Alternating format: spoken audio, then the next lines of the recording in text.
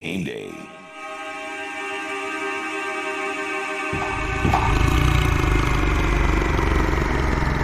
Eagle 98.1 Gameday is on. Presented by your local Super Chevy dealers. This is LSU football. First down and 10 near midfield. Brennan steps back. Unloads, has a man. Marshall at the 30. Outrunning the Commodores. Middle of the field. 10-5. Touchdown, Tigers. And here's the snap to quarterback. Miles Brennan. Handoff Emery. Stretches it. 10-5. Far side. Into the end zone. Touchdown, Tigers. LSU football on Eagle 98.1, the flagship home of the Tigers. Today, From Faroe Field at Memorial Stadium in Columbia, it's your defending champion LSU Tigers and the Missouri Tigers. now, Live from the Mercedes-Benz of Baton Rouge Studios, here's Charles Hannegriff and Jordy Collada. Good morning and welcome to Eagle 98.1 Game Day. And for our friends down in Southwest Louisiana, very special good morning and God bless as we go here early in the morning due to the time change necessitated by Hurricane Delta. I'm Charles Hannegriff along with Jordy Collada, LSU and Missouri this morning at 11 a.m. For the LSU Tigers, they come in with a record of 1-1, fresh off a 41-7 thumping of the Vanderbilt Commodores. There's never a good time to have a lot of distractions, but for this week, LSU would have much preferred, obviously, to build on the things that they were able to accomplish in that game against Vanderbilt. A better running game, a better ability to stop the pass, and their quarterback took some steps forward in week number 2. As it was, LSU had to deal with the reschedule of this game from Baton Rouge to Columbia, also with a time change from a 8 o'clock start late at night to an 11 o'clock start in the morning. Still, with all of that, LSU goes in as a heavy favorite today, Jordy, and the opportunity to build on that win against Vanderbilt while not looking ahead to what is going to be potentially a monster matchup with Florida a week from now. From a football standpoint, this game had to be played from LSU's point of view because they needed the reps. They wanted to get the reps in before they take the trip to Gainesville next weekend. And Charlie, for some of the new faces that we saw last week, for some of the new faces that we'll see today, Glenn Logan, guys like that, people need to be in getting reps, and it is going to get the experience before you get into big time road matchups in the SEC like next week. From Missouri, they come in with a record of 0-2, which I suppose is what everybody thought they would be at this point. A loss in week 1 to Alabama, which was as expected, but maybe thumped a little bit tougher than we thought in week 2 against we're still not quite sure how good they are, Tennessee Vols. For Eli Drinkwitz, the first-year coach, the biggest change in the first 2 weeks has been that he has swapped quarterbacks. The junior, Sean Robinson, swapped out for the redshirt freshman, Connor Bazelak, who had some nice moments against Tennessee a week ago. He'll look to build on that as he makes his first start. For Missouri, also an opportunity to get in the win column, but it's going to be tough. They are a better than 2-touchdown underdog today. Compounding the problem is that they have 7 players out that have been exposed to COVID. We don't know who those 7 players are just yet. We'll find out hopefully later on this morning before kickoff, but whether that affects them or not, I think for LSU it's more about what they do. But for Missouri, they're looking to break that quarterback in and try to get him comfortable with some of the things that Eli Drinkwitz wants him to do. Yeah, Drinkwitz said it earlier this week. It'll be very obvious on the 7 players that are missing as soon as this game's kicking off. So it's probably significant players that we'll find out when the 11 a.m. game starts between Missouri and LSU. Third consecutive top 25 opponent for Drinkwitz and Missouri. I mean, we talked about this when the schedules were published a couple of weeks back. Wow. I mean, Missouri, welcome to the league, Eli. Alabama week 1, Tennessee, who's winners of 8 straight in week 2, and here come the defending national champs in week 3. They were scheduled to make this trip to Baton Rouge, but LSU getting up to Missouri because of Hurricane Delta. Charlie, this is a tough spot for Missouri today. I mean, when you look at LSU, I think LSU is very motivated to play this game. I think they've been distracted all week. They're ready to get in between the lines and kind of play from Missouri's standpoint. 7 players out, breaking in a true freshman quarterback. This is a tough spot for Missouri at 11 o'clock this morning. An abbreviated pregame for us, but will be a little bit longer on the postgame this afternoon. So thank you for being with us today. Our whole team is here, and we're glad you are too. We'll come back and bring in Gordy Rush. We'll break down the X's and O's for LSU and Missouri. That's next. Eagle 98.1 Game Day. During times of trouble, hope keeps us calm, and courage keeps us strong. Here in Louisiana, we know this better than most. After all, we've faced hardship, but hurricanes and floods never washed away what makes us strong. It's our culture, the spirit of resilience that says rise and rise up again. We'll make it through the tough times, we always do. And Blue Cross will always be here to support you. Gulf Coast Bank & Trust is a local bank with a straightforward philosophy. It's about doing the right thing for our customers. Participating in our community with annual local fundraisers. Offering individual attention in a modern banking atmosphere with a trusted local company. Gulf Coast Bank invested in technology with a local touch, giving our customers the power to bank anywhere, anytime. We're building relationships through personal service as the bank that cares about you. Gulf Coast Bank & Trust, the bank that cares about you. I've been doing business with Luba for 25 years. They're dependable, trustworthy. It's just the attention to detail with our clients. Our folks have years and years of experience. They're highly trained professionals, but many companies have that asset. What I'd like to think makes Luba a bit different is that we use those talents in a way that truly is dedicated to serving the needs of the folks who depend on us. Are you a licensed contractor? There's lots of good contractors in Louisiana doing work the right way, but unfortunately, too many unlicensed contractors are working outside the licensing requirements. Working as a contractor in Louisiana requires a license for the company doing the work. The Louisiana State Licensing Board for Contractors wants to help you get licensed to allow you to conduct work legally. It's not difficult to get the license. We can help you. Go to lacontractor.org for more information. Licensed contractors, it's the law. Gulf Coast Office Products is a nationally recognized Savin office equipment dealer based right here in Louisiana. Over 100 employees strong, Gulf Coast has the boots on the ground to support all vertical markets, from education, engineering, legal, and finance. With the latest in office technology, from desktop to production segment units, Gulf Coast and Savin have the perfect fit for you. Call 225-756-2644. That's 756-2644 for Gulf Coast Office Products. At All-Star Toyota, you get it all. If you're in the market for an all-new Toyota vehicle, come see our friendly and knowledgeable sales team at All-Star Toyota. Located in Baton Rouge at the corner of Airline and Goodwood, we've been serving our community since 2005 by offering a large selection of new Toyota cars, trucks, and SUVs. Get behind the wheel of your dream car and take a test drive at All-Star Toyota today. I can't tell you how many people tried. Eagle 98.1.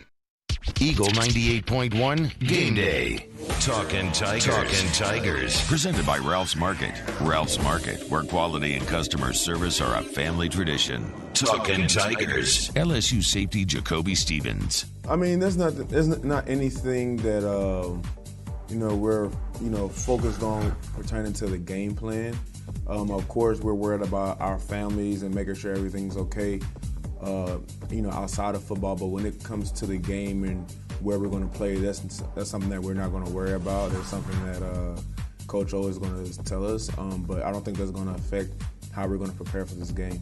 LSU defensive lineman Ali Gay. I mean, so far just being in this defense, I've learned that there's a lot of ways to really, be active and really help this defense. For me, in my position,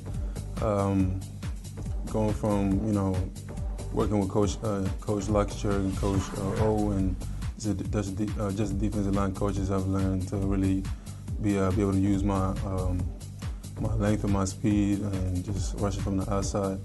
And how Coach Bo really utilizes us as a defensive line, it really allows us to be able to rush out the edge and really make plays with the defense that he has put in place. LSU wide receiver John Trey Kirkland. With everybody in the receiver room, it doesn't matter who's playing, it don't matter who catches the touchdown. I'm always going to be happy for my guys because at the end of the day, we all busting our tail, we all sweating, bleeding our blood and sweat and tears, everything on the field. Just going into that game like me, we don't know who's going to get the ball thrown to them, so we just hold each other accountable to make the big plays, you know what I'm saying? Just going in and doing what we got to do for the team. LSU linebacker Andre Anthony. The 4-3 is definitely, I would say, my fit. I guess what I was used to coming out of high school. Putting my hand in the dirt. Once I found out we was moving to a 4-3, I was excited. I felt like I'm back to myself as far as like high school and just getting my hands back in the dirt and doing obviously what I do best. But it's really been great. O's been great. The whole transition with it is just like, it was like normal to me. Getting back used to putting my hand in the dirt, coming off the edge and stuff like that. It's been kind of normal now. So LSU safety Jacoby Stevens. the things that I get from Missouri is just like you said, they do a lot of motions. They do show you a lot of eye candy stuff. So the big thing, especially with the young guys, is eye discipline. You don't want to be looking at the motions and looking at the backfield, because sometimes they run orbit motions and fly motions just to run a simple outside or inside zone play. But what those motions do is get you out of your gap, get you out of position, and they hit something and they run something kind of basically very, very simple. It kind of reminds me of kind of what Auburn does when goes to my zone. I think the offensive coordinator actually coached with him, so it's kind of similar in that type of sense. LSU defensive lineman Ali Gay. Coming in here, when I got here, I didn't expect to be a starter, but coming in here, I had the mindset to just work, and I know it wasn't going to be given to me, so I had to work to earn the position. But I had goals of becoming my best self and becoming a better player and becoming one of the top defensive linemen in the country, which I'm still working towards. So I say just day by day, I'm gonna just keep working and just take the coaching and just learn everything from these coaches. And it's like the same thing, nothing different. Everybody's playing like the first teamer, and it's just exciting to see, and just the progress we made. We put in a lot of time and work off season, staying together, make sure we coaching each other up, and just staying on top of each other with everything, and just now seeing everything unfold, and the production we're making as a unit is very exciting to see. Talking Tigers, Eagle 98.1, Game Day. This is a house call. This is a follow-up appointment. This is a diabetes checkup. This isn't just more convenient care, it's more advanced care.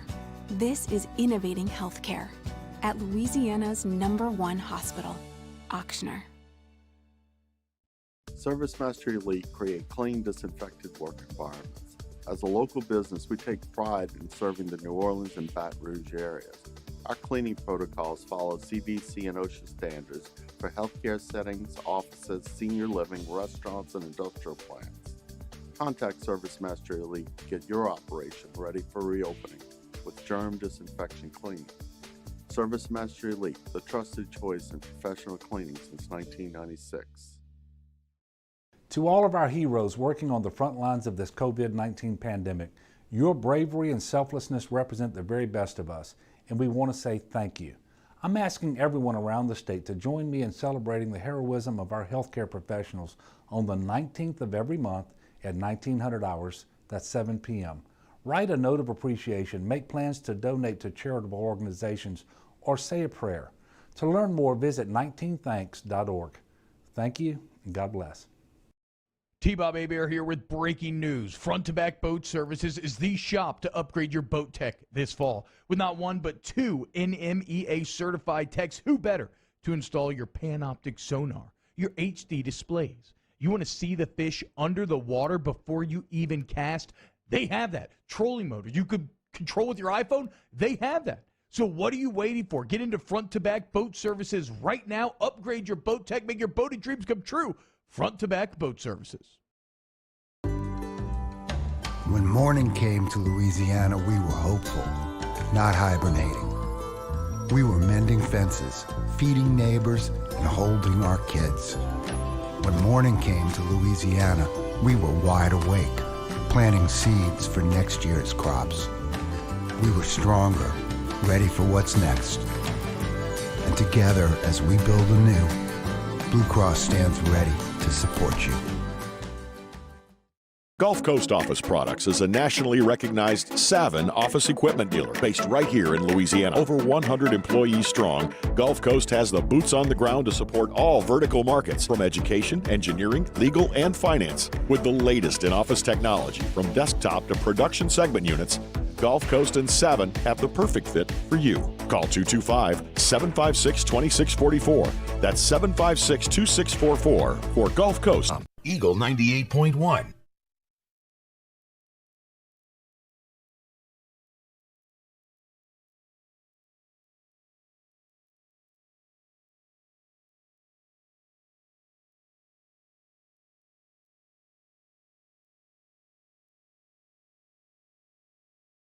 With a local touch.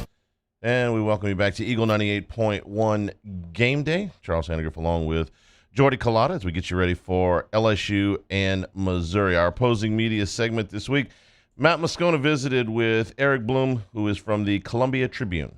Eric Blum will be there. He covers Missouri for the Columbia Tribune, and he's good enough to join us here for a couple of minutes to preview the Missouri Tigers. Eric, thanks for the time, man. How are you? I'm doing well. Thanks for having me on, as always. Sure.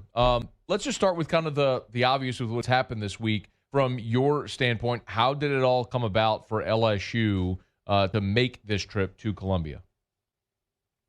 Right. I think it started to kind of come out late Saturday, early Sunday morning that the path of Hurricane Delta, that just this game, might not be even just safe to hold, in Baton Rouge, much less just moving the time around. So the plan started kind of happen there, like, okay, what route do we have to make sure this game can happen? Yes, both teams have the November 7th date open, but I think the SEC and, Jim Sturck, Missouri athletic director, and LSU's athletic director, I believe his name is Scott Woodward, if I'm not mistaken, just, felt the need that this game needed to happen this week just to make sure with whatever protocol need to happen in the future, they had all their ducks in a row for a non-COVID change. It almost hit him as numb. It's like, okay, we just need to get this done, And so I think they started to look at a couple, neutral sites. I know Dallas and Houston and Shreveport, I think possibly even Little Rock were discussed. And it was determined that based on just COVID-19 protocols, moving the game to Columbia would be the safest thing and get out of the way of the storm completely and, just make sure it can happen. It happened, I guess, kind of within 48 hours once people got back to work Monday morning. And by Tuesday, even though the announcement kind of came out Wednesday morning, all the, papers were signed and, I's and T's were crossed and everything by the end of Tuesday, working hours. So, it's the right decision from my perspective with how quickly it kind of happened. I'm glad it happened that quickly so that, Eli Drinkwitz and Ed Orgeron have more time to prepare their teams. And I think the biggest win kind of coming out of this is that they moved kickoff up, because who knows what it's going to look like when they return to the Bayou after playing in Columbia. So getting that 11 a.m. kick, which is early, no doubt about it. Those covering the game probably have to get up around 7 to walk their dogs for someone like me and get everything done. So, it's interesting, but I've actually covered a 9 a.m. kick when I used to cover preps at one point. So it's actually not that bad. Yes. So yes, I think the biggest win is just getting this game in now with everything that's gone on this season. Considering the fact that there's going to be limited attendance, is there a decided advantage swing to Mizzou playing this game there in Columbia? No. I think the Vegas line held right at 20.5 after the change, and no, I think that Faurot Field doesn't get enough, I think, respect for how loud it can get when it's full.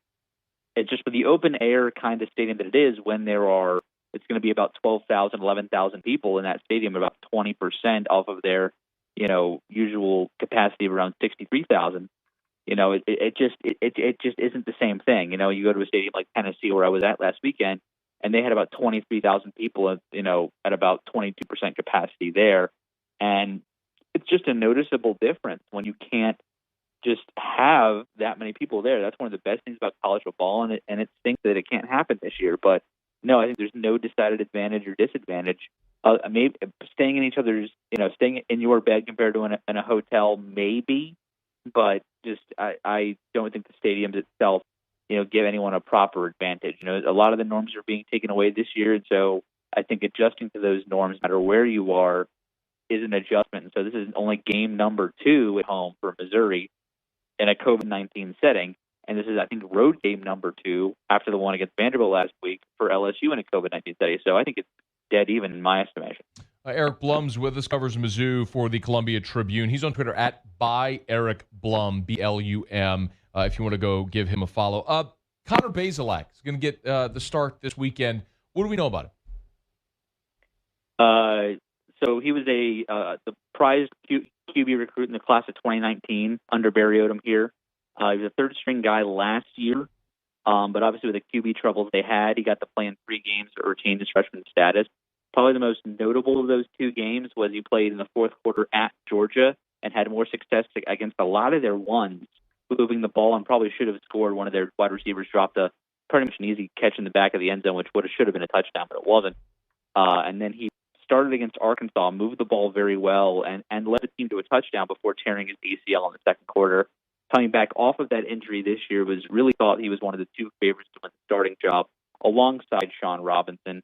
Robinson got the start against Alabama and Tennessee, but to varying success. Against Alabama they figured it out by the end, but against Tennessee he had no success whatsoever. Connor Bazelak comes in at the beginning of the second quarter, and of his 6 offensive drives he leads 5 get over midfield, which is good. But Missouri also only scored 12 points, which isn't good. So he's been good, but not great. But he also hasn't had the chance to start from play number 1 and show what he can do and play a full game yet. So he's got a ton of potential, but still is very unproven at the college level. Are there other weapons offensively there on this roster? Yeah, the biggest one is probably Larry Roundtree, the all-conference running back. 2 years ago, his first team all-conference. Last year, everyone in the offense regressed, including him, but he's still at about 850 yards, which in a regression year is not bad. And he just looks to be very determined this year, and looks to just have that extra spring in his step that he had 2 years ago, but necessarily didn't have last year. Tyler Beatty's another running back. He's great in the pass game, and he's also great from the backfield as well.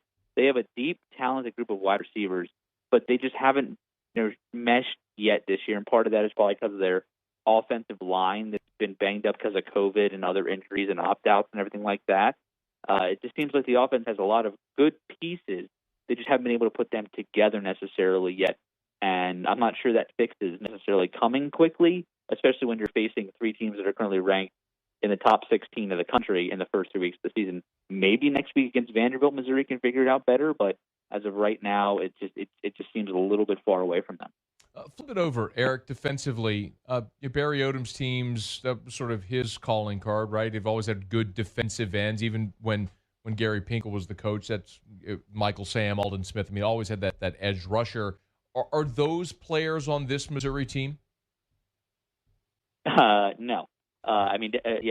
Shane Ray, Marcus Golden, Sheldon Richardson, you can keep naming guys, right? That are currently playing on Sundays that were on this line. But last year Jordan Elliott was probably the best player on either side of the ball on the team. Maybe him or Albert Okwuegbunam, who are now both playing on Sundays. I just call him Alberto. I called him Alberto all year. Never even tried to pronounce it. Okwuegbunam. Nope, not trying it. As a Missouri beat writer, you took classes on how to pronounce that guy's last name. And, I've met his family before, and they're just like they seem incredibly thankful when you nail it. But anyway. But Jordan Elliott's a defensive tackle playing for the Browns now. Just so far, maybe Missouri's outside of the offensive line. Missouri's defensive line might be the position group we've had the least from. At the end of the day, they did not get consistent pressure last week on Jerry Garantano. The week before that, they did not get anything on Mac Jones. But when Bryce Young came into the game and Alabama played a mix of 1 and 2s on the offensive line, they looked really, really good. So, it kind of seems like just a broken record when it comes to a lot of these positions, and it's very typical under a first-year head coach.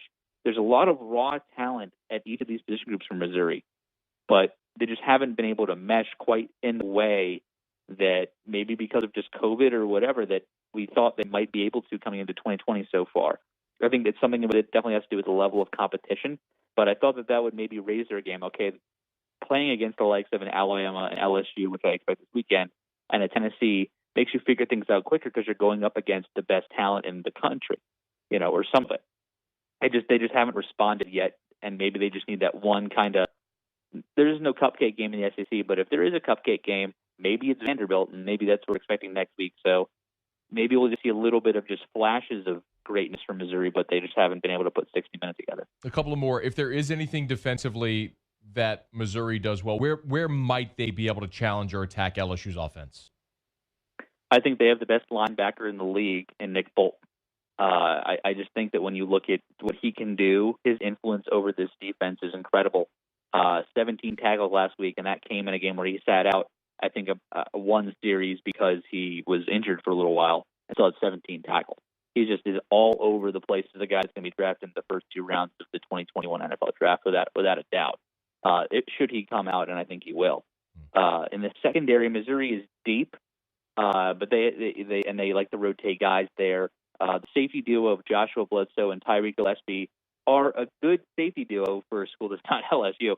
You look at Derek Stingley, I think he's a corner, but Jacoby Stevens, and you had Grant Delpit obviously last year. You guys are rich back there. I'm a huge Redskins fan, or formerly the Redskins, and I was a huge fan of LaRon Landry growing up. Oh, yeah. So you guys know what defensive backs that are good look like. So, seeing how Tyreek Gillespie and Joshua Bledsoe play is right up LSU's, right in their wheelhouse. And if they can disrupt, LSU's wide receivers, that's probably where it would happen, I think. If Mizzou does make a game of this or even finds a way to win it, how does that blueprint for Eli Drinkwitz look? I think you get in and get out. You hand the ball off to Roundtree and Beatty as much as possible. You run some screen passes. You just try and speed this game up as much as possible and maybe catch LSU before they know what's happened to them. That's not what they did against Alabama or Tennessee, and they lost by 19 and then 23 respectively. Obviously, there's a ton going on this weekend. If LSU's minds are not on the football field, which I don't expect, I expect them to be focused until they're back up in the air on the plane. But in case there's any subconscious, just with the change going on or anything like that, just any subconscious just doubt, Missouri can kind of get in, get out, and just get done with it, move on to homecoming in Vanderbilt before LSU knows what hit them. I don't think that a long, drawn-out, methodical game works in Missouri's favor at all. That's exactly what Tennessee did to them, and they got outclassed. Eric Blum on Twitter @EricBlum. Columbia Tribune covers the Missouri Tigers. We appreciate a couple of minutes. All right, thank you so much. Are you a licensed contractor? There's lots of good contractors in Louisiana doing work the right way, but unfortunately, too many unlicensed contractors are working outside the licensing requirements. Working as a contractor in Louisiana requires a license for the company doing the work. The Louisiana State Licensing Board for Contractors wants to help you get licensed to allow you to conduct work legally. It's not difficult to get the license. We can help you. Go to lacontractor.org for more information. Licensed contractors, it's the law. This isn't just another day. It's so much more. Kelly's life was put on hold when her auctioneer primary care doctor discovered a rare blood disorder. Her doctor connected her to an auctioneer care team of cancer, heart, and kidney specialists. With multiple primary care locations around Baton Rouge, same-day appointments, and online scheduling, we're relentless about keeping you healthy. Auctioneer Baton Rouge, innovating healthcare for Kelly. At All-Star Toyota, you get it all. If you're in the market for an all-new Toyota vehicle, come see our friendly and knowledgeable sales team at All-Star Toyota. Located in Baton Rouge at the corner of Airline and Goodwood, we've been serving our community since 2005 by offering a large selection of new Toyota cars, trucks, and SUVs. Get behind the wheel of your dream car and take a test drive at All-Star Toyota today. Gulf Coast Bank and Trust is a local bank with a straightforward philosophy. It's about doing the right thing for our customers. Participating in our community with annual local fundraisers. Offering individual attention in a modern banking atmosphere with a trusted local company. Gulf Coast Bank invested in technology with a local touch, giving our customers the power to bank anywhere, anytime. We're building relationships through personal service as the bank that cares about you. Gulf Coast Bank and Trust, the bank that cares about you. Service Master Elite create clean, disinfected work environments. As a local business, we take pride in serving the New Orleans and Baton Rouge areas. Our cleaning protocols follow CDC and OSHA standards for healthcare settings, offices, senior living, restaurants, and industrial plants. Contact Service Master Elite to get your operation ready for reopening with germ disinfection cleaning. Service Master Elite, the trusted choice in professional cleaning since 1996.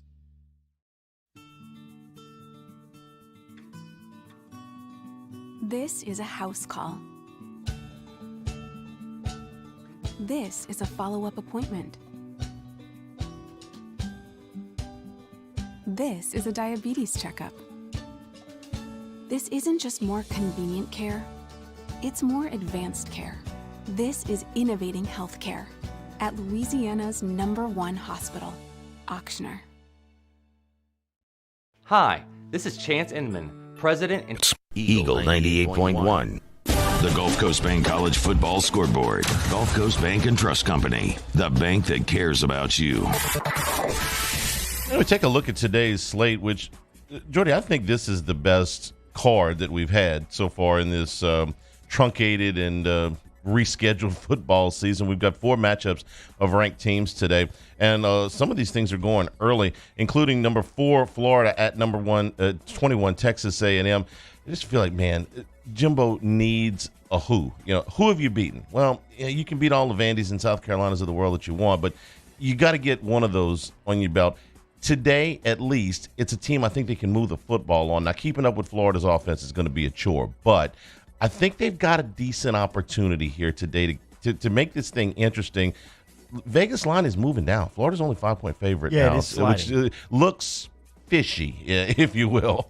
It does smell weird for sure when you look at the game from a holistic standpoint, because as you and I were just talking off the air this morning, it feels like Florida is the play. But Texas A&M, as you sold me on, a little bit of a desperation factor here and the ability offensively to move the ball. Anxious to see what Texas A&M does with Kyle Pitts and how they guard him. Pitts going into the game, 12 catches, 6 touchdowns as he is leading that category, tied for the lead in touchdowns in the country. And anything to the idea that Florida may be in a little bit of a look-ahead spot. I mean, it's an early morning start, empty stadium, low energy. They know they got LSU coming in next week in what is going to be potentially a fuller stadium now at Ben Hill Griffin. And it's a little bit of a tricky spot for Florida. If they get the blowout today, Hester's never going to let me hear the end of it, because I actually think A&M's got a chance here. Number 19, Virginia Tech at number 8, North Carolina. Mac Brown looking to go to 3-0. Mac Brown, impressive. Right? I mean, like what he's got going on over there. Sam Howell has been pretty impressive, too, through the first 2 games of the season. 3 touchdowns, 520 yards through the air. But there's an energy about North Carolina right now that just feels a little different with the Tar Heels. Red River Showdown in the Cotton Bowl today. This one has a bizarre feel to it. First of all, if you ever seen this game, the optics of it, you know, it's half maroon, it's half burnt orange. The Texas State Fair, none of that is happening today. And then you get that Oklahoma is 0-2 and Texas is 1-1 and 1-1 by the grace of God, right? They should really be 0-2. The loser of this is out of the Big 12 race, and really Oklahoma may be anyway. Oklahoma looking to avoid an 0-3 start in the Big 12 for the first time since the 90s here, Charlie. The Cotton Bowl, as you said, the backdrop to this one, and it usually is a beautiful Saturday in October. It will look different, and there is a different feel around this game as both of these programs are desperate. I mean, Texas and Oklahoma going into this one. Spencer Rattler, the worst of the Lincoln Riley quarterback era through the first couple of games, 10 touchdowns, but a couple of costly interceptions and turnovers from the signal caller for the Sooners. You look at his stat line, and it's okay. Yes, it's 73% completion percentage, 10-4 touchdown to interception ratio, 10 yards per attempt. I mean, in fact, 10.5 yards per attempt. But it's when those interceptions have come at the most crucial times. UL Monroe is at Liberty, who is 3-0 on the season. NC State is at Virginia. South Carolina at Vandy, an early kick from Nashville. You like the doors in this spot. Pay attention here, Charlie. These are 2 teams that are looking for a win, both in conference play. But Vanderbilt, to me, very, I think, impressive defensively. And when I look at South Carolina and Colin Hill, they've played okay through the first 2 games. They're still trying to figure it out on what they want to be. there in South Carolina. I like Vanderbilt here. They're getting a lot of points. I see the number hovering around 13. I think the Commodores are the play here with an 11 o'clock kickoff in Nashville. Duke is at Syracuse. The Citadel's at Army. 2:30 kickoff for number 14 Tennessee and number 3 Georgia. Tennessee got the longest winning streak in the nation going back to last year. But, again, it's littered with a lot of teams that they were supposed to beat. Here's their opportunity to step up in class. This is going to be a hell of a measuring stick for Tennessee and to see where they are. How about Stetson Bennett and Jared Garantano, the two quarterbacks in the league yet to throw an interception? These guys know how to protect the football, and I look at Georgia's defense, and I think that's going to be the difference in this game. But Jeremy Pruitt has done an excellent job of making Tennessee relevant again. They find out today at 2:30 just how relevant they are. And for Garantano, it's a big departure from what he was a year ago at this time, where he was being careless with the football. My thing is this. Can Tennessee run the football against Georgia? They ran it for 240 last week against Missouri. Georgia allows almost nothing on the ground. So if they stop the Tennessee run game, can they put the game in Giordano's hands? And that's where you kind of lose me a little bit, because I don't think he can carry him against Georgia. But if Tennessee can run the football, then look out. I think the Vols can keep it a little bit closer. But I like Georgia here. I do too. Offensive line for Tennessee is the X factor, as you've pointed out, and they've played well. Cade Mays, who transferred over from Georgia in the offseason, became immediately eligible, has been really the face and the attitude for that Tennessee group up front. Look, he's going to be motivated going back to Sanford Stadium today. UTSA is at number 15, BYU. You want a dark horse for the Heisman Trophy? How about Zach Wilson at BYU? Thrown for just under 1,000 yards and 6 touchdowns through their 3 wins.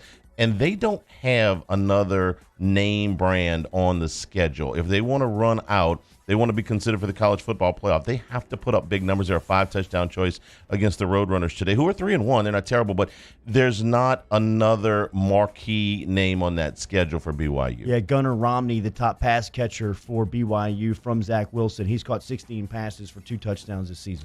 Texas Tech is at number 24, Iowa State. Central Arkansas is at Arkansas State. Our Purple Bears is 2-2.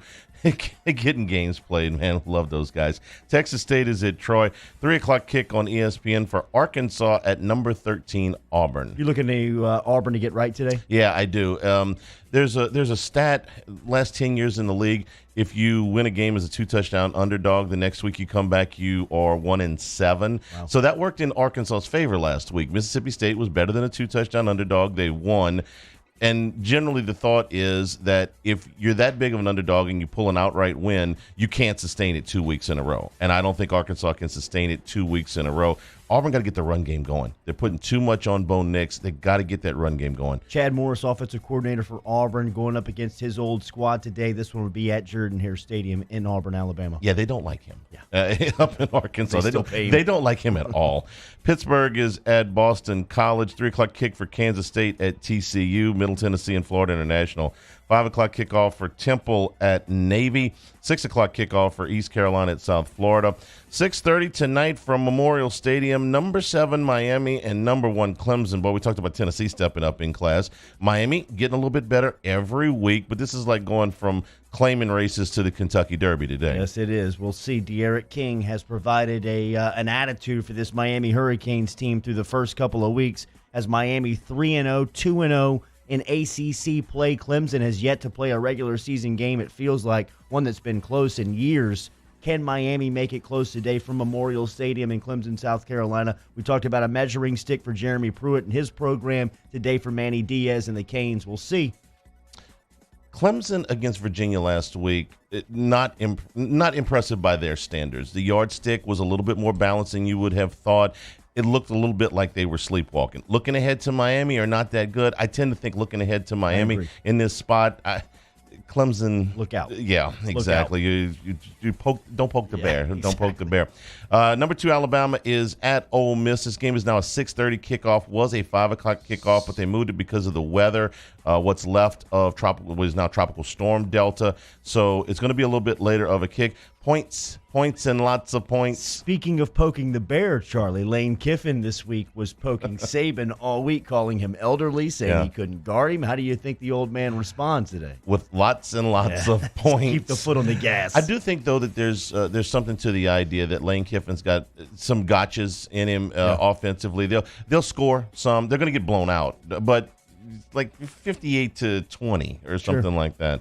Florida State takes on number 5 Notre Dame. Irish haven't played in 3 weeks, but Florida State is absolutely awful. Never thought I'd see that program in that kind of shape. They're still heading in the wrong direction as they continue to find the man to try to get it right. It feels like they're still going in the wrong way. And Notre Dame, as you said, been off for 3 weeks. That's got to come into play today, as they will be in South Bend. This game used to mean something. I remember growing up and watching this one. I believe it was 1993 with Charlie Ward. Warwick Dunn was a true freshman in that game with Notre Dame. This game was a classic back in the day, but now it's just trying to find a little bit of luster. UTEP is at La Tech, Marshall at Western Kentucky, Mississippi State at Kentucky.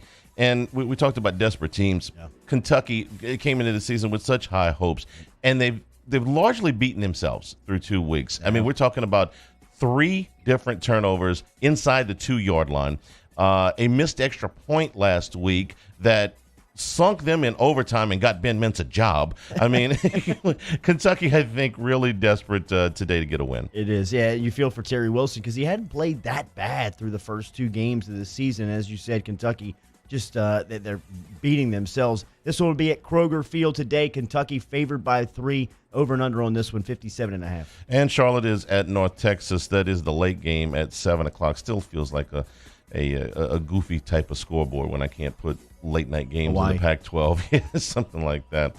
We'll take a break. We'll visit with LSU Associate Athletic Director Verge Ausberry when we return. This is Eagle 98.1 Game Day.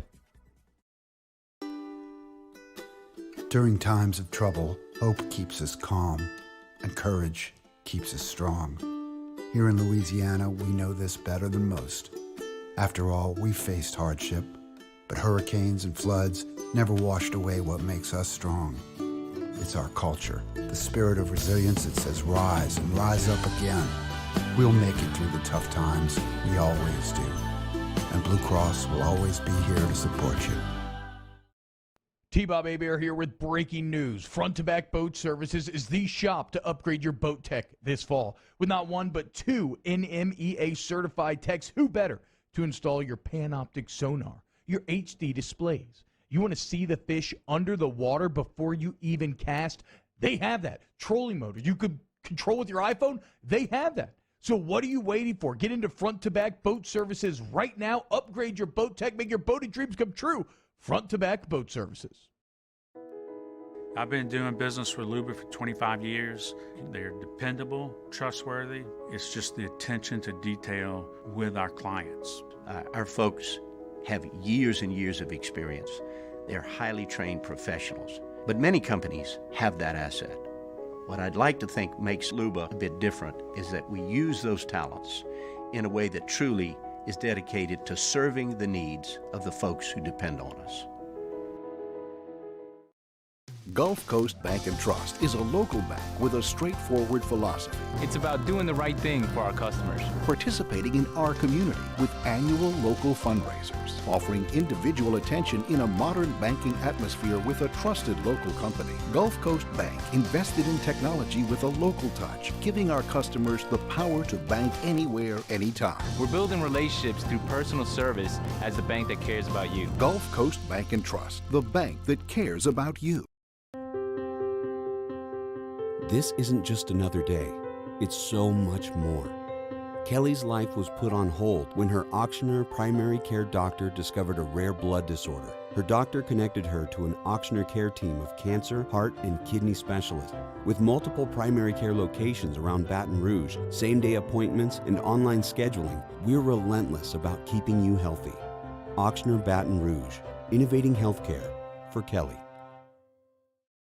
Are you a licensed contractor? There's lots of good contractors in Louisiana doing work the right way, but unfortunately, too many unlicensed contractors are working outside the licensing requirements. Working as a contractor in Louisiana requires a license for the company doing the work. The Louisiana State Licensing Board for Contractors wants to help you get licensed to allow you to conduct work legally. It's not difficult to get the license. We can help you. Go to lacontractor.org for more information. License Eagle 98.1.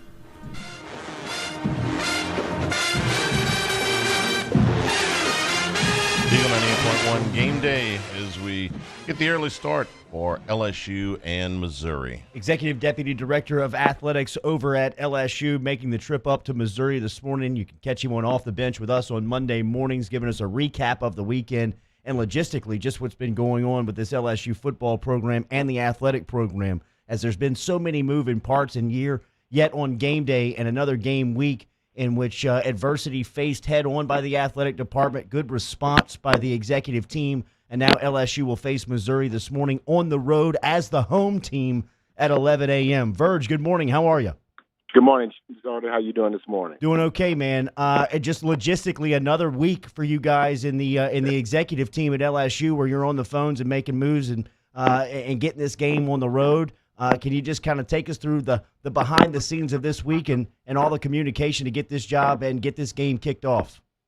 Jordan, we have a lot of experience in this category. We've done it before. We've done it, in Katrina and Rita and in different storms we've had, the floods in Houston. So we have a lot of experience in moving games. So it was, a lot of talking back and forth. And we wanted to get ahead of it early. We didn't want to get caught here on a Wednesday and a Thursday trying to figure out what we're going to do. Yeah, we noticed what was coming up. We had a Category 3 and 4 storm coming up, hit Louisiana. We know when that happens. We think about the people, the policemen, the firemen, all the people who have to work our events. And we think about them, think about our fans.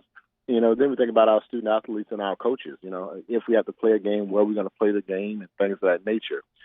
So, we had a lot of different places on the map where we were going to try to go. Would it be Shreveport? Would it be Houston? Would it be, just trying to find that place to work with the commission. We said, you know what, just let's try to flip the game and get it in Missouri.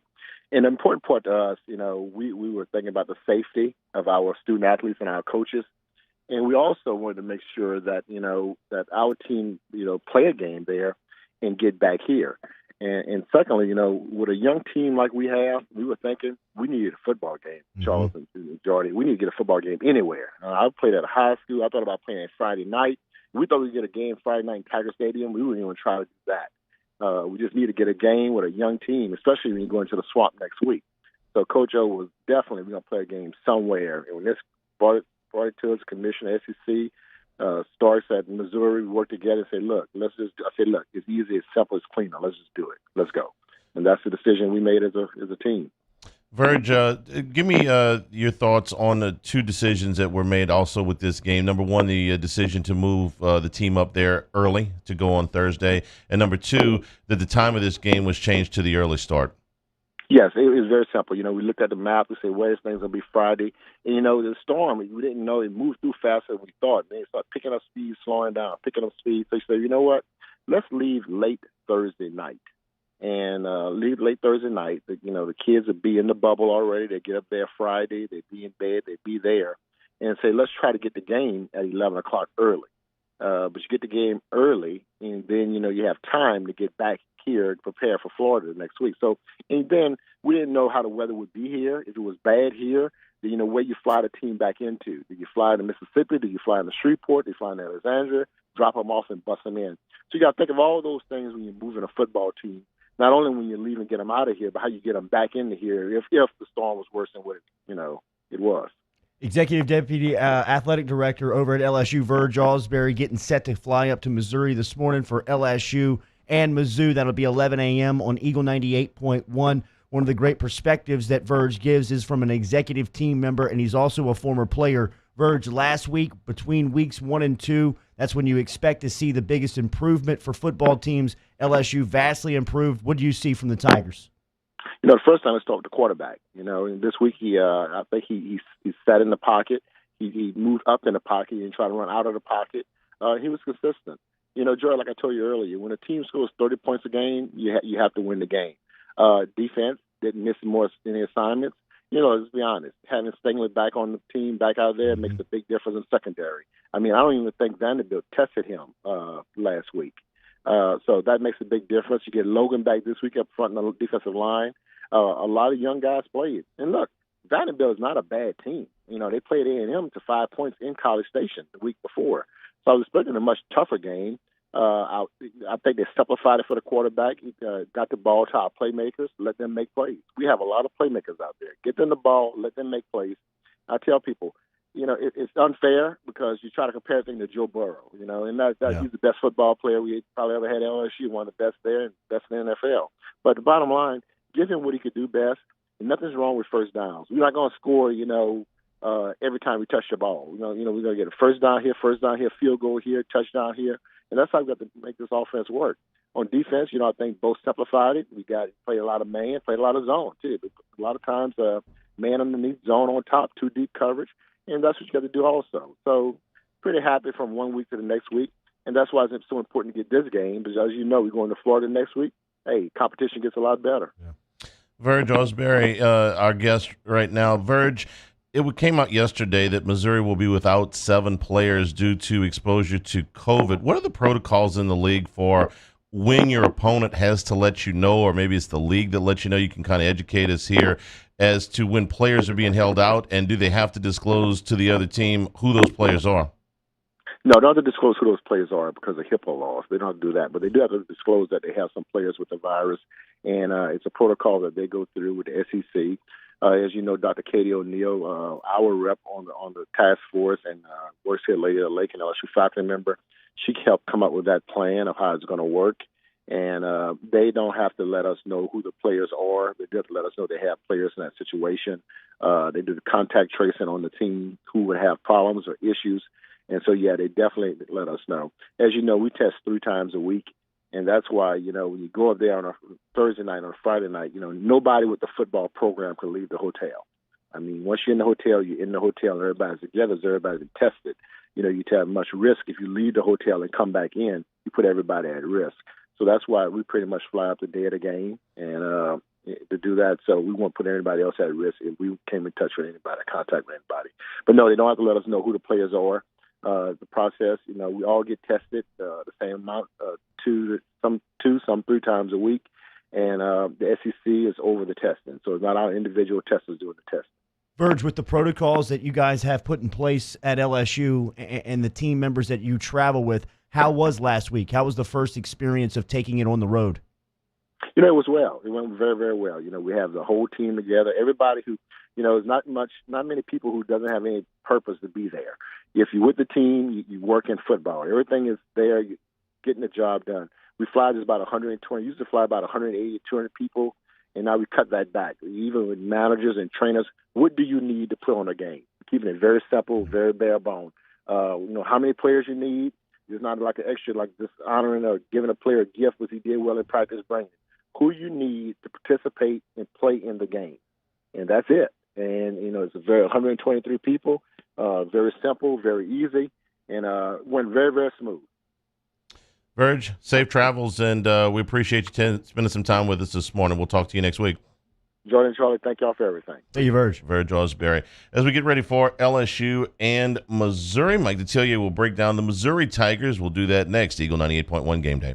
Gulf Coast Office Products is a nationally recognized Savin office equipment dealer based right here in Louisiana. Over 100 employees strong, Gulf Coast has the boots on the ground to support all vertical markets, from education, engineering, legal, and finance. With the latest in office technology, from desktop to production segment units, Gulf Coast and Savin have the perfect fit for you. Call 225-756-2644. That's 756-2644 for Gulf Coast Office Products.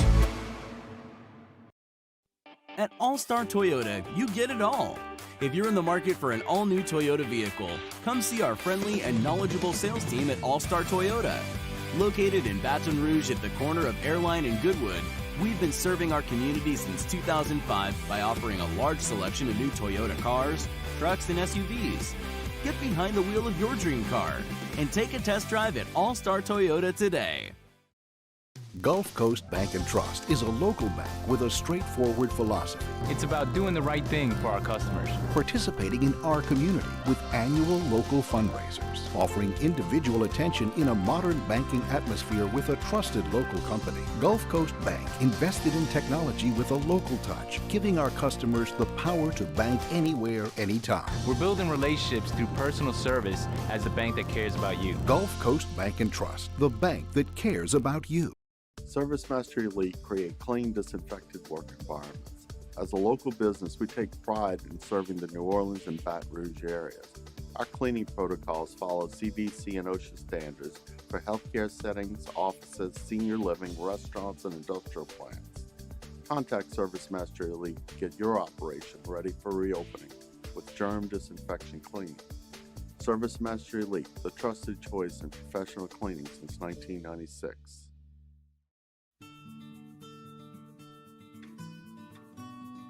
This is a house call. This is a follow-up appointment.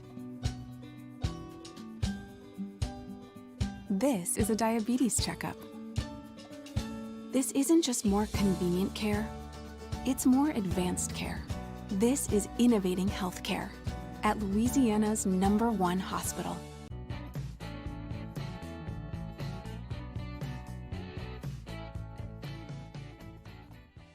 Eagle 98.1.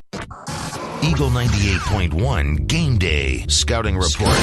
Presented by Demco. Demco, powering lives, brightening the future. Now, breaking down the Tiger bait, here's NFL analyst Mike Detillier.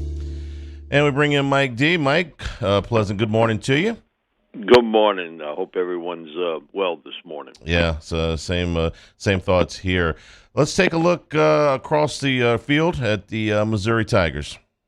So I'm going to start first. I know he's not draft eligible, but, man, I was impressed with the football playing skills of Connor Bazelak, their redshirt freshman quarterback last week. Completed almost 62% of his passes. He had a couple of them that sailed on him, but you can see he's the quarterback of the future for them.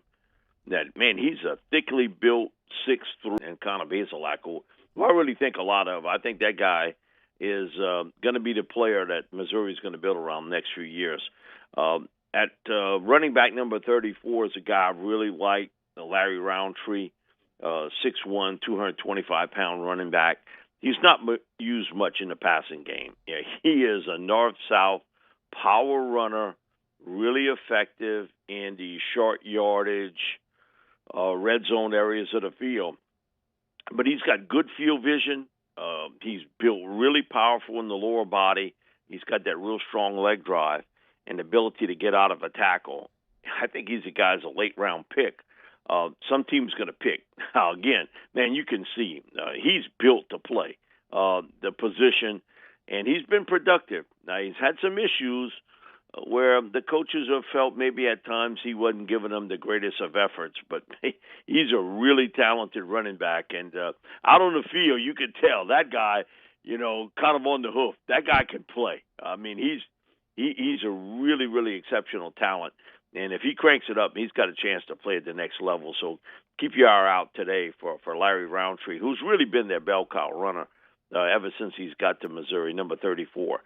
Wide receiver is an interesting position for them because normally that's been a spot for Missouri where they've had multiple players that are draft eligible.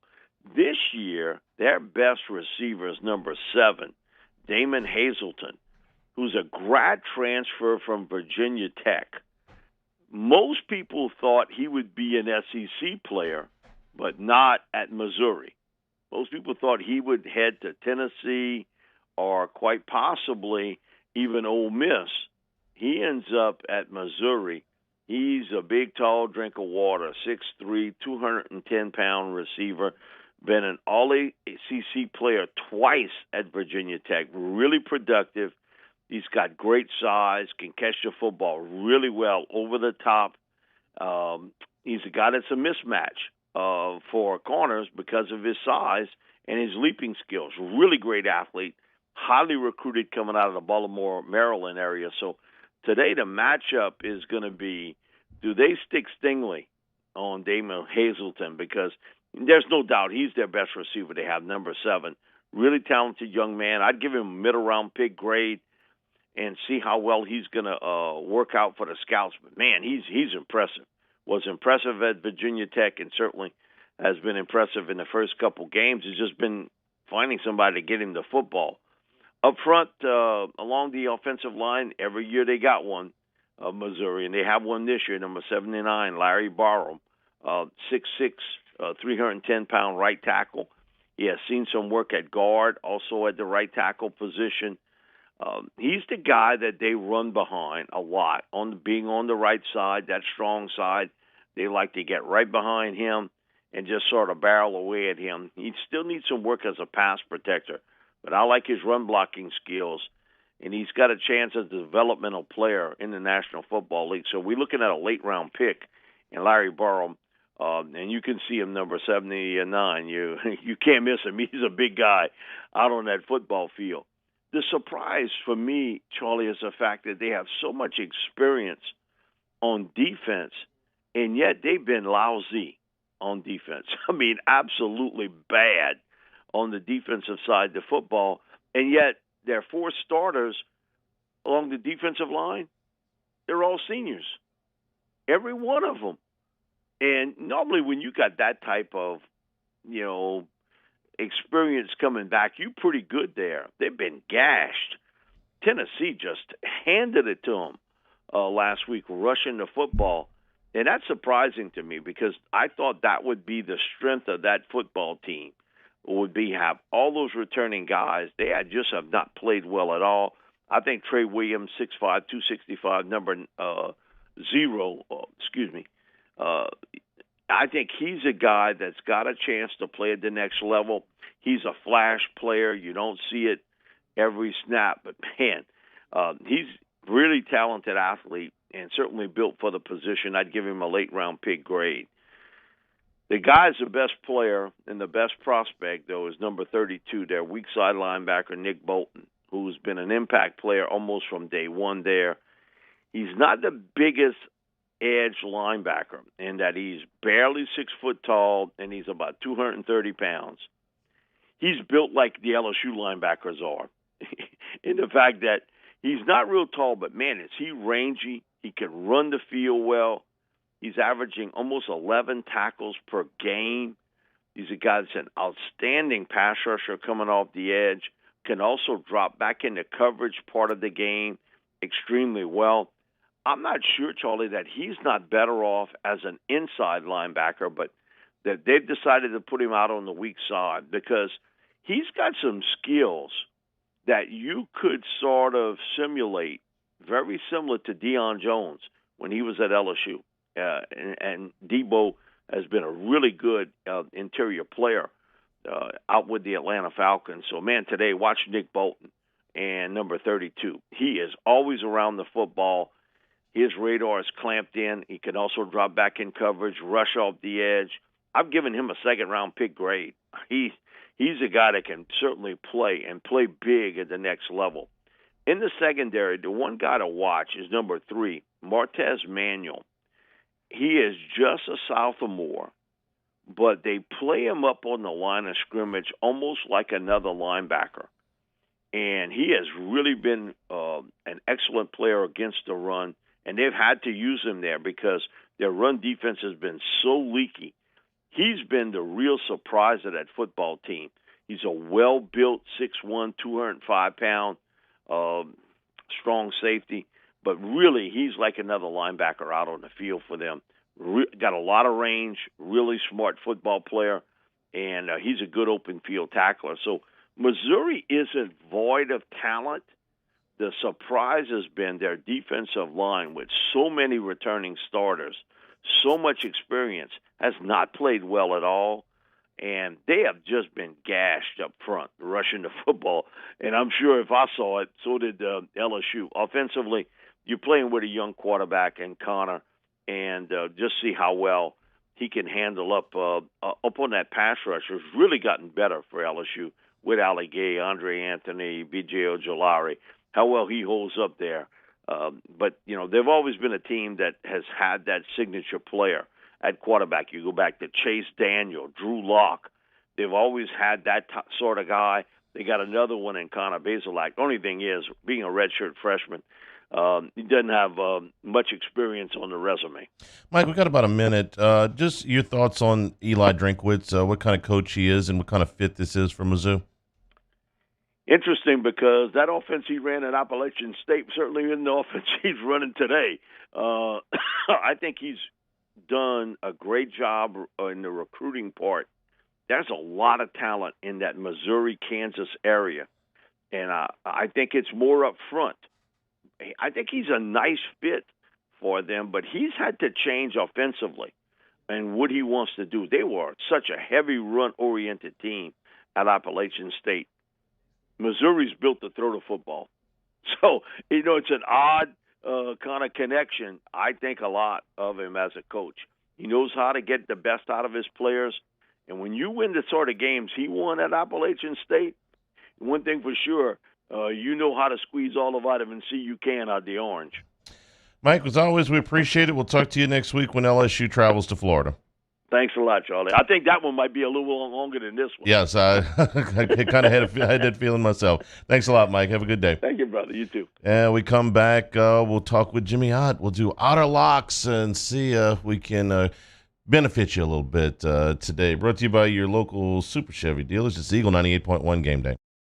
T-Bob Hebert here with breaking news. Front-to-Back Boat Services is the shop to upgrade your boat tech this fall. With not one but two NMEA-certified techs, who better to install your Panoptic sonar, your HD displays. You want to see the fish under the water before you even cast? They have that. Trolling motor you could control with your iPhone? They have that. So what are you waiting for? Get into Front-to-Back Boat Services right now. Upgrade your boat tech. Make your boating dreams come true. Front-to-Back Boat Services. Gulf Coast Bank and Trust is a local bank with a straightforward philosophy. It's about doing the right thing for our customers. Participating in our community with annual local fundraisers. Offering individual attention in a modern banking atmosphere with a trusted local company. Gulf Coast Bank invested in technology with a local touch, giving our customers the power to bank anywhere, anytime. We're building relationships through personal service as the bank that cares about you. Gulf Coast Bank and Trust, the bank that cares about you. This isn't just another day. It's so much more. Kelly's life was put on hold when her auctioneer primary care doctor discovered a rare blood disorder. Her doctor connected her to an auctioneer care team of cancer, heart, and kidney specialists. With multiple primary care locations around Baton Rouge, same-day appointments, and online scheduling, we're relentless about keeping you healthy. Auctioneer Baton Rouge, innovating healthcare for Kelly. I've been doing business with Luba for 25 years. They're dependable, trustworthy. It's just the attention to detail with our clients. Our folks have years and years of experience. They're highly trained professionals. But many companies have that asset. What I'd like to think makes Luba a bit different is that we use those talents in a way that truly is dedicated to serving the needs of the folks who depend on us. At All-Star Toyota, you get it all. If you're in the market for an all-new Toyota vehicle, come see our friendly and knowledgeable sales team at All-Star Toyota. Located in Baton Rouge at the corner of Airline and Goodwood, we've been serving our community since 2005 by offering a large selection of new Toyota cars, trucks, and SUVs. Get behind the wheel of your dream car and take a test drive at All-Star Toyota today. Gulf Coast Office Products is a nationally recognized Savin office equipment dealer based right here in Louisiana. Yesterday, we were at Jolie Pearl on Thursday night. You know, you pull it for Houston, -6. They're down 24-14. You're like, they're much the best. They're much the best. Charlie, Thursday night, 91 games where college has had 5 turnovers. How many have covered this? 91 times before Thursday. Never. I think I saw this stat. Never, right? Once. One time. One time. Until Houston. 17. I mean, there was just, two defensive touchdowns and, the whole bit, but 4 first-half turnovers. But, Yeah, man. Houston, we got a guy, a regular Houston alum that comes for Rapinos every Friday. He's like, COVID-4, Houston nothing. I mean, it's just good for them to. And I had no idea with that game. The Hurricanes going right between the two campuses, and who knows how many kids are from the areas nearby that are. Distractions were impossible. I guess it's 24, but he was much the best on Thursday night. All right, tell you, Josh, let's see if we can get him on a better signal here. We're breaking up a little bit, so let's see if we can reconnect with him.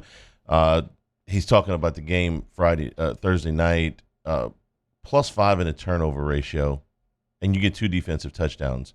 It's really hard to lose. And not only did Tulane lose, they lost going away. Yeah. I mean, they lost by 18 points. Yeah, commanding. They were ahead 17, lost by 18. It's really hard to do what they did. All right, Jimmy, we got a pretty attractive card today. I'd say it's the best card that we've had since the start of the season. So let's talk about who you like. Okay. Let's start with the big one in the SEC and Georgia and Tennessee. And it's a bunch of different little indicators where I've come with this pick. It's my favorite pick again this week, and that is Missouri was getting beat 35-3 by Alabama. Alabama puts the reserves in, and Missouri outscores them 16-3 to backdoor cover. And not only that, they scored on the last play of the game where Bama doesn't even cover the teaser. And Vegas pumped Missouri's point spread value up, and I'm like, okay, that's kind of a go against spot there. And so Tennessee and South Carolina, I mean, even Steven, just 1 pick six, and that was the difference in that game. I mean, those teams were very, so they bumped Tennessee up, in which that game could have gone either way. Actually, South Carolina covered the 4.5-point spread. So then Tennessee goes to Missouri. They take care of them. They rush the ball well. They've got the leading rusher, although he doesn't even have 200 yards. And Georgia just dominated. I mean, just dominated Auburn last week. Nix is modestly improved at best, okay? And they're just really good on defense. And I love the little 5'11" quarterback. And 5'11" might be generous. He looks like he's got a kind of a make-a-wish dream going on. And he runs out there in the huddle. But he's good, man. He got some moxie. He's been through some stuff, some adversity, some uphill battles in his college career. Leaving Georgia, going to JC, coming back. He says, "Oh, hey, y'all want me back? You got to at least offer me a scholarship."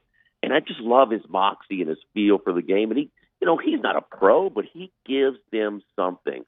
And I just think Tennessee's the longest winning streak in the country. We know about it, but when Indiana is your best win and all of that, I really like. How the line is settled down about 11.5. I like Georgia a lot today, Charlie. I just think they're really going to take care of business against Tennessee. I respect the job that Pruitt is doing. He's not doing it with goofy slogans like Butch Jones. He's not doing it with gimmicks or the publicity stunts, basically, like Lane Kiffin. It's just sound approach. He's got recruits. They do have 3 5-stars on their offensive line, okay? They run the ball. It's kind of mimicking exactly how Kirby Smart has approached things, with the run-first sound approach. But this is just too big of a hill for them to climb, especially with the quarterback who's given Georgia a lot of balance. So I like Georgia minus points today. And for me, I don't think Tennessee can run the football on Georgia. And if you're going to put this game on Jared Giarratano, I love Georgia in this spot as well. Who you like in the early games? Shoot, Charlie, it's early. Texas, Oklahoma is Virginia Tech, North Carolina, Florida, Texas A&M. That's funny. You mentioned one right off the bat that I do. It was one of my 5-pack yesterday. Whatever reason, the odds makers are a little heavy, a little bit too much in love with Mac Brown and the North Carolina Tar Heels. Remember that first week, the line against Syracuse? There's like 3 touchdowns, and it got bet up. I mean, everybody was betting it. Syracuse had some COVID issues and things like that. Now, North Carolina covers, but it was kind of a weird cover. It was all in the fourth quarter. They just blitzed them. They had a bunch of punt returns in that game to set up short fields. And their quarterback is good. He's not in the class of a Justin Herbert, a Tua, a Joe Burrow, or Trevor Lawrence. I mean, he's not that kind of guy. And, they covered, so they bumped him up again. I just think I like Virginia Tech to win the game outright today. They ran the ball really good. Now, their quarterback play could use a little improvement. There's no doubt about that. But the running back rushed for over 200 yards last week. For whatever reason, I think that North Carolina is just a little overvalued here. Any points, I think, is a benefit here. So I like Virginia Tech to win the game outright. And as far as Oklahoma and Texas, just seems like this game means a little bit more to Texas than it does Oklahoma. I mean, you correct me if I'm wrong, but Oklahoma's used to winning the Big 12. They're used to going to the college football playoff, and now that's shot this year with their with their season. But I still think that this game means a little bit more to Texas and Sam Ehlinger. I'm surprised Texas is not better. It was a miracle that they won against Texas Tech. Okay. A 99% win probability at one point. They had to get a touchdown, an onside kick, a touchdown again, 2-point conversion, and win in overtime. But I just think that it just means a little bit more for Texas, so I like Texas there. Florida and Texas A&M, this line's wiggled a little bit. Gators maybe in a look-ahead spot. A&M maybe in a little bit of a desperate spot. But yeah, Charlie, you like Florida, huh? No, I like Texas A&M with the points. Actually, I think Florida. Okay. I think Florida. I thought this would have been. I do too, and you hit it. The desperation spot. It's not just for the players. It's for the head coach too. I mean, they have to. In the end. Now we think he has a more sound approach. We think he's a better coach. We think he's a better recruiter. All these things. Scott Woodward told me that. He said, "Man, I can't believe how good of a recruiter he is." But they just aren't doing anything differently. On the final score than what someone did. I mean, you throw away those 4 Rena wins, but man, this is just, if they can't do it here, and it is a little bit of a look ahead spot. The defending national champions are coming to the Swamp. They just got the clearance to have 50,000 plus or whatever it is with the governor clear for their home crowd at the Swamp next week. So yeah, this is a look ahead spot. Yes, this is a desperate spot for A&M. On paper, wait, how are you picking? Yes, I'm picking A&M in this spot, and I just think they're a little closer. I don't think they're a top 10 team. That we know about that. Rankings are based on predictions, and when you had those 4 Rena wins, I mean, all 4 non-conference games were Rena wins. They didn't have to play Florida and Georgia in their SEC schedule. Now they have to play Florida. They lose the 4 layup wins, but I just think they're a little closer to a top 15, top 20 team than what they've shown so far. Jimmy Ott joining us here, Eagle 98.1 Game Day. Speaking of desperation, James, over in Nashville today, Vanderbilt hosting South Carolina. Pair of no wins there, 0-2 teams between South Carolina and Vanderbilt. I love Vandy in this spot. How do you feel about it? Our Barstool buddy likes Vandy too, man, and he's red hot Mincy fan. So right. It seems like a lot of points. I think South Carolina has not been bad, though. Keep in mind now, they're 2-0 against the spread. So they 0-2 on a number, 2-0 against the spread. And Shi Smith is a go-to guy, but they just haven't had a whole lot besides him. Florida had 9 guys out last week in that South Carolina game that kept it. But I don't have a strong opinion on it, but, I mean, that does seem – Vandy moved the ball a little bit on LSU right before half. That could have been a little bit more interesting. And I don't have a strong opinion either way, but, it does seem like a lot of points in a row. Last one, Jimmy, tonight, number 1 Clemson, number 7 Miami. This number sitting right about 2 touchdowns as Miami tries to step up in class. I think it's real intriguing for 2 programs that have been down that have a lot of history in Tennessee and Miami, going up to play some elite teams, both on the road, but, not your typical, road game environment. De'Ara King, man, don't really respect how he departed from Houston last year, but I didn't respect. He was terrible throwing the ball on that Thursday night opener against UAB, but he's cleaned it up. I mean, you got to give him a pass with the disruptive preparation, but I think he's going to be able to score enough points, man. He can move around and he can avoid a lot of plays. So he throws the ball in rhythm, and then when plays break down, and then when he's rushed, he can create plays on his own. I think he's going to score a lot of points, and I like him. I don't like him to win, but I do like them to cover tonight against Clemson. All right, Jimmy, out football Sunday tomorrow from Magnolia Bluffs.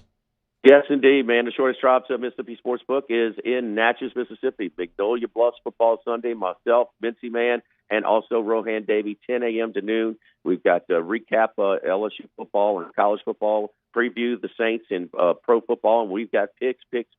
Myself, Mincy, Bruce Marshall of the Gold Sheet, Andy Isco from Gameday Today, and Paul Nolan from freewinners.net. So Magnolia Bluffs football Sunday, every Sunday, 10 a.m. to noon.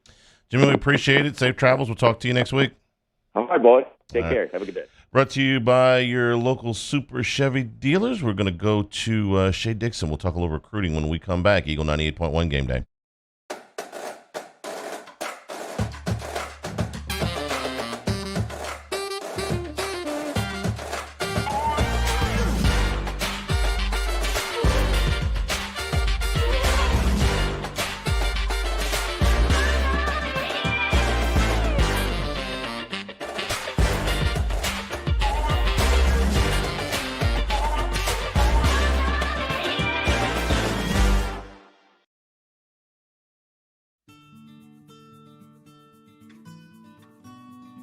This is a house call. This is a follow-up appointment. This is a diabetes checkup. This isn't just more convenient care, it's more advanced care. This is innovating healthcare at Louisiana's #1 hospital, Ochsner. During times of trouble, hope keeps us calm, and courage keeps us strong.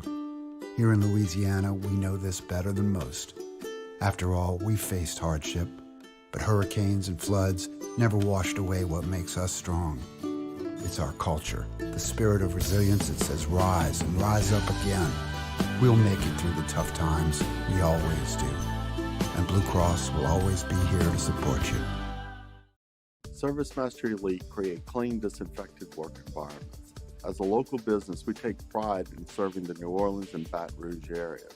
Our cleaning protocols follow CDC and OSHA standards for healthcare settings, offices, senior living, restaurants, and industrial plants. Contact ServiceMaster Elite to get your operation ready for reopening with germ disinfection cleaning. ServiceMaster Elite, the trusted choice in professional cleaning since 1996. To all of our heroes working on the front lines of this COVID-19 pandemic, your bravery and selflessness represent the very best of us, and we want to say thank you.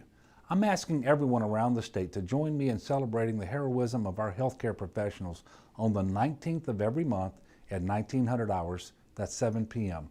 Write a note of appreciation, make plans to donate to charitable organizations, or say a prayer. To learn more, visit 19thanks.org. Thank you, and God bless. T-Bob Hebert here with breaking news. Front to Back Boat Services is the shop to upgrade your boat tech this fall. With not one but two NMEA certified techs, who better to install your Panoptic sonar, your HD displays. You want to see the fish under the water before you even cast? They have that. Trolling motor you could control with your iPhone? They have that. So what are you waiting for? Get into Front to Back Boat Services right now. Upgrade your boat tech. Make your boating dreams. Eagle 98.1.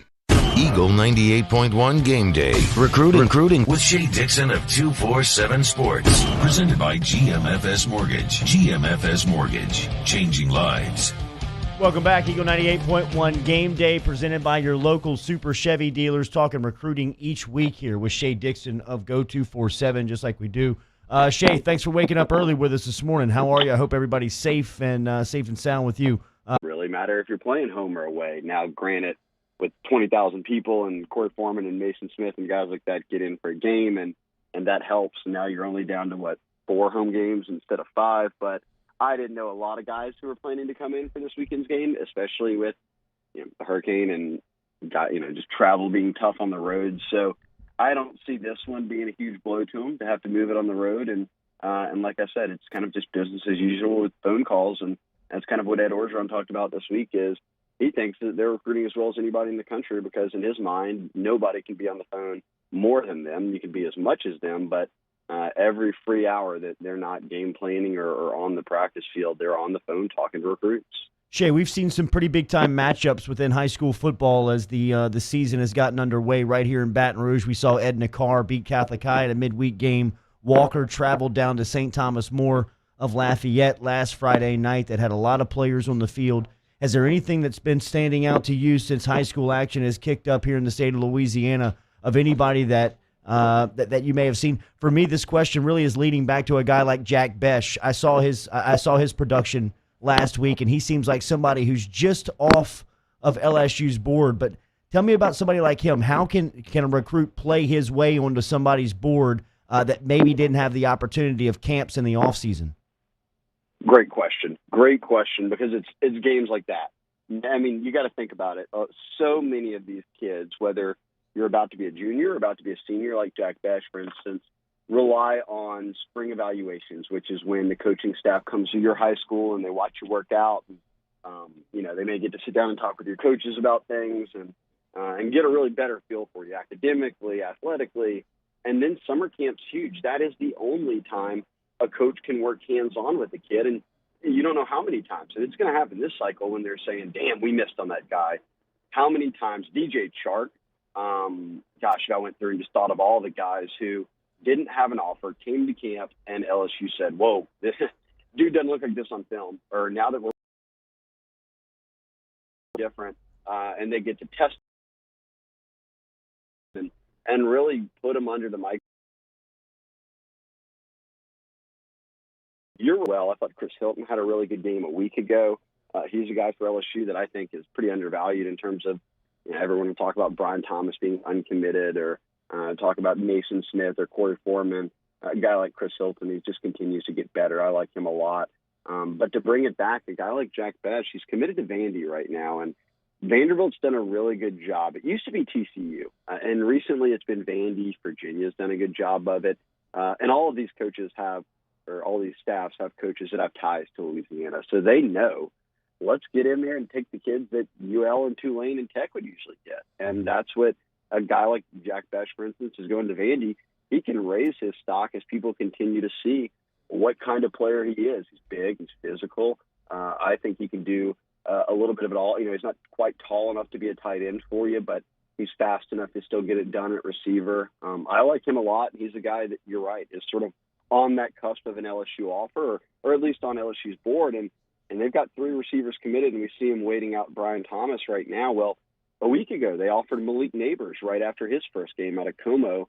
He's a kid who has been committed to, I believe, Mississippi State for a while now, but has had offers from all these schools, and now LSU's offered him. So we're starting to see them watch high school games and make offers, which wouldn't typically happen because you would have already offered him in the summer or spring, or you'd say, let's give it a few games, and we'll go out and watch him in person or something midway through. They don't have the luxury of that right now. So Malik Neighbors played one game. They liked what they saw. They kind of picked up on where he left off as a junior, and they extended the offer. And I think we'll see more and more of that with these seniors, which is rare. It's just how they have to operate in this recruiting cycle. What is the latest on Brian Thomas, the 5-star wideout from Walker? Well, I mean, you hear LSU's up front, and then you hear that Alabama's really made a surge, and I can make an argument for both teams, and he keeps rather quiet. Now, I'll say sometimes actions speak louder than words with recruits, and he wasn't at the Tiger turnout when he lives 30 minutes away. His dad said he was kind of just hanging on the couch, but that's Brian Thomas's personality too. He's not all over Twitter. He doesn't really care about his recruiting process in terms of interviews or where people think he's going or any of that. He sort of just goes out there and gets the job done on the football field for Walker. He's really good, obviously, but I'm kind of split, Jordy, 50-50. I think I could see him winding up at LSU, and if he does, in addition to the 3 guys they already have, that'll be the best receiver class in the country.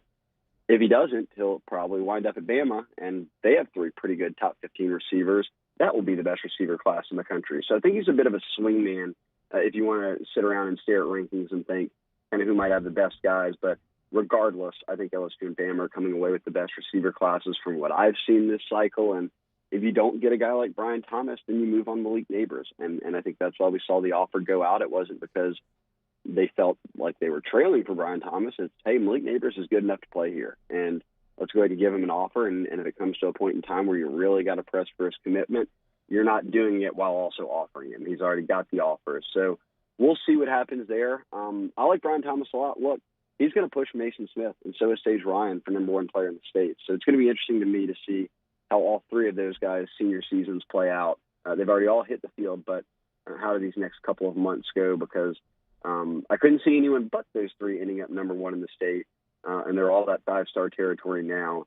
But, boy, I think it's going to be a close call. I won't be surprised at all if we see some shuffling. Shea Dixon joining us here talking recruiting just like he does every week on Eagle 98.1 Game Day presented by your local Super Chevy dealers. Remember, you can hit Shea on Twitter at Shea Dixon and read his work at Go247. Last one, I was following social media, and Corey Foreman, for whatever reason, the number one player in the country out in California, he seems to be communicating a lot in public with Kelvin Shepherd in the LSU football recruiting program. Where does LSU stand with the overall number one recruit in the nation in Corey Foreman? Yeah, it's so funny. Jordy, I guess, well, you celebrated a birthday recently. We're all getting older.